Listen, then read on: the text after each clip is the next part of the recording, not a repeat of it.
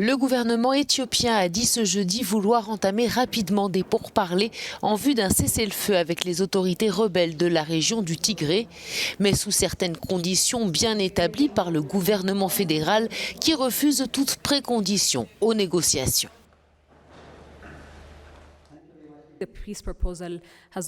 La proposition de paix comporte 3 volets. Premièrement, que des pourparlers de paix aient lieu dans les semaines à venir en vue d'un accord sur un cessez-le-feu. Deuxièmement, la mise en place d'un dialogue politique approfondi entre les parties en vue d'un règlement du conflit. Troisièmement, que d'autres questions en suspens soient abordées dans le cadre d'un dialogue national.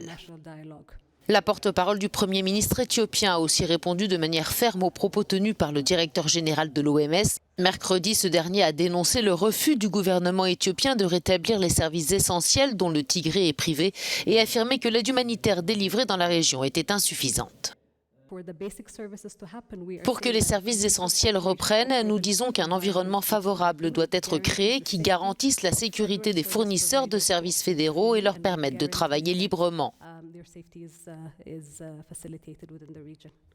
Et en ce moment, avec un groupe aux propos belliqueux et illégalement armé qui opère selon ses propres caprices et refuse d'accepter des pourparlers de paix, l'environnement favorable et sûr requis fait défaut pour que soient rétablis ces services. En conflit armé depuis novembre 2020, gouvernement fédéral et rebelles du Front de libération du peuple du Tigré se disent depuis plusieurs semaines prêts à négocier, mais aucune discussion n'a débuté, les deux partis divergeant sur plusieurs modalités.